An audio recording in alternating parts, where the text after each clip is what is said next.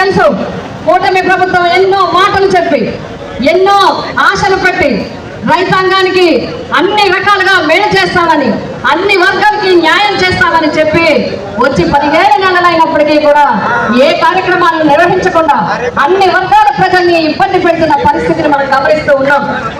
అసలు రైతులకి న్యాయం జరిగింది అంటే, రైతులకి కార్యక్రమాలు ఇచ్చారు అంటే, రైతు ధైర్యంగా రాష్ట్రంలో పంటలు పండించుకొని పండించిన పంటలందరికీ కూడా గిట్టుబాటు ధర పెట్టుకున్నారు అంటే, సకాలంలో వర్షాలు వచ్చాయంటే, సకాలంలో ఎరువులు పురుగు మందులు అందించాయంటే, మరి పోలవరం సైతం జీవనం పోసిందే మరి వైఎస్ రాజశేఖర రెడ్డి గారు అని చెప్పి మీ అందరికీ రైతు బాంధవులుగా, రైతు బంధువుగా, రైతు గుండెల్లో నిలిచిపోయిన మహోన్నతమైన వ్యక్తి వైఎస్ రాజశేఖర రెడ్డి గారు.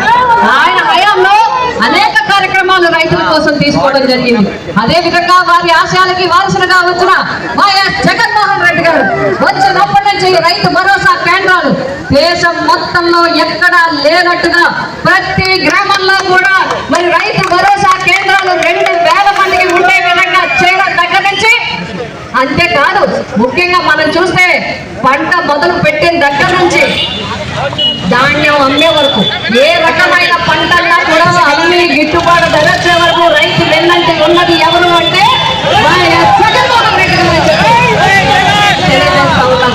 రైతు భరోసా కేంద్రం ద్వారా బోను సంచుల దగ్గర నుంచి, ఎరువుల దగ్గర నుంచి, పురుగు మందుల దగ్గర నుంచి, ఇన్సూరెన్స్ దగ్గర నుంచి, ఇన్పుట్ సబ్సిడీ దగ్గర నుంచి ఏది రైతుకి అవసరమైతే దాన్ని అందించి వెన్నంటి ఉన్న వ్యక్తి వైఎస్ జగన్మోహన్ రెడ్డి గారు.